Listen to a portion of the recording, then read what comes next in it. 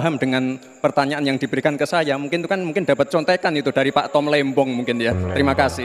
Saya nggak tahu ya Pak Tom Lembong dan tim sesnya sering nggak diskusi dengan cawapresnya. Masa cawapresnya nggak paham? Aneh loh. Aneh loh. Karena di undang-undang kita juga dinyatakan bahwa potensi bioregional kita itu adalah bahwa wilayah nasional kita itu bukan terbagi bukan saja sekedar karena politik dan administrasi, tetapi ekosistem lingkungannya ada, sekaligus juga komunitas masyarakat yang tumbuh juga menjadi pertimbangan. Sehingga Papua misalnya, jangan pernah salah dalam membangun Papua. Papua harus berbasis pemerataan dan keadilan yang sempurna. Maluku misalnya, dengan kekuatan maritimnya, Maluku menjadi bioregional untuk pengembangan ekonomi kelautan dan perikanan. Jawa misalnya, keberlanjutan pembangunan yang menumbuhkan potensi ekonomi secara pertumbuhan. Baik, waktunya habis Pak Muhaimin. Oke guys, assalamualaikum warahmatullahi wabarakatuh. Kali ini kita akan menyajikan video dari debat calon Wapres guys. Ini menjadi viral lagi karena Pak Gibran Rakabuming Raka sering-sering menyebut Pak Tom Lembong guys. Dan yang kini diduga terlibat kasus impor gula guys. Oke, kita saksikan guys. Apa ini? Gak tahu lagi nih. Viral lagi video-video ini guys. Kami persilakan calon wakil presiden nomor urut 2 Bapak Gibran Rakabuming Raka untuk merespon tanggapan dari Bapak Muhaimin Iskandar. Waktunya 1 menit. Kami persilakan. Nuh, katanya tidak menjawab pertanyaan, tapi Gus Muhaimin malah ngomongin pemerataan pembangunan. Itu kan tadi yang saya omongin Gus.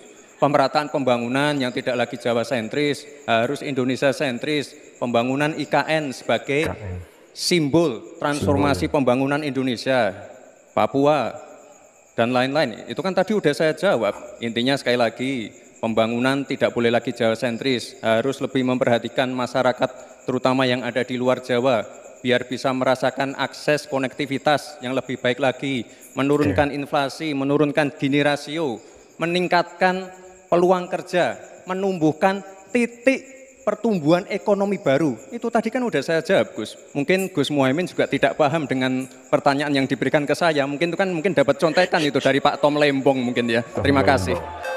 Masih ada waktu Pak Gibran, cukup? Tenang.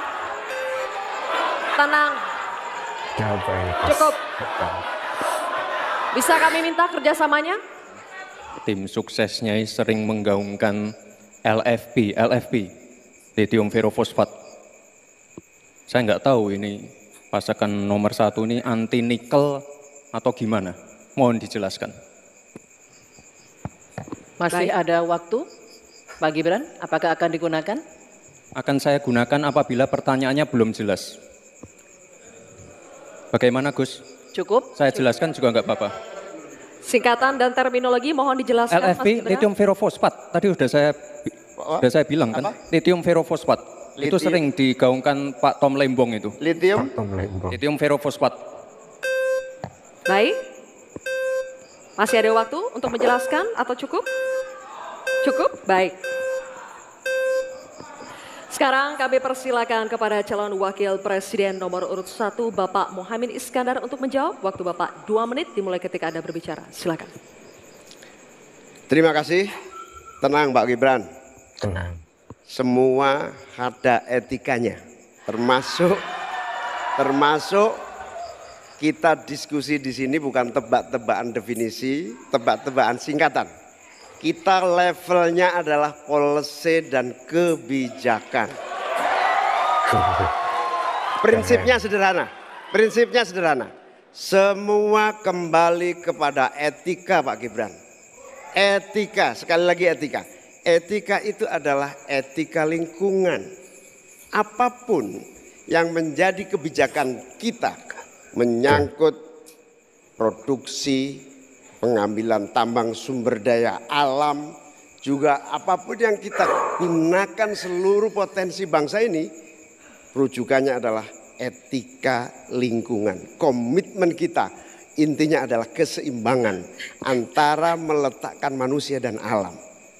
Keseimbangan ini tidak bisa ditawar-tawar agar pembangunan kita berkelanjutan, agar melibatkan semua pihak yang ada.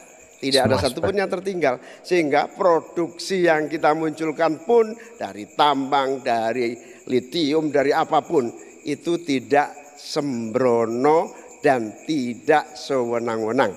Bahkan yang lebih parah lagi, tidak mempertimbangkan lingkungan dan keberlanjutan masa depan. Sekali lagi intinya bukan hanya etika lingkungan, tetapi etika bahwa forum ini adalah forum policy yang berharga. Jangan-jangan kalau kita tebak-tebakan definisi di sini, saya ragu kita ini levelnya SD, SMP, atau jangan-jangan ijazah kita palsu semua di sini. Ini yang mengagetkan. Jadi kalau tebak-tebakan, ya bukan di sini levelnya. Di sini adalah kebijakan kita untuk memimpin negara. Bapak Muhaimin, waktu Anda habis. Terima kasih. Selanjutnya kami persilakan kepada calon wakil presiden nomor urut 2 Bapak Gibran Rakabuming Raka untuk menanggapi. Waktunya 1 menit dimulai saat Bapak berbicara. Silakan. Ini agak aneh ya. Yang sering ngomongin LFP itu tim sesnya, tapi cawapresnya nggak paham LFP itu apa. Kan aneh. Sering bicara LFP, lithium ferrofosfat. Tesla nggak pakai nikel. Ini kan kebohongan publik, mohon maaf. Tesla itu pakai nikel, Pak. Dan kita sekarang, Indonesia itu adalah negara yang punya cadangan nikel terbesar sedunia. Ini kekuatan kita, ini bargaining kita. Jangan malah membahas LFP. Itu sama saja mempromosikan produknya China, Pak.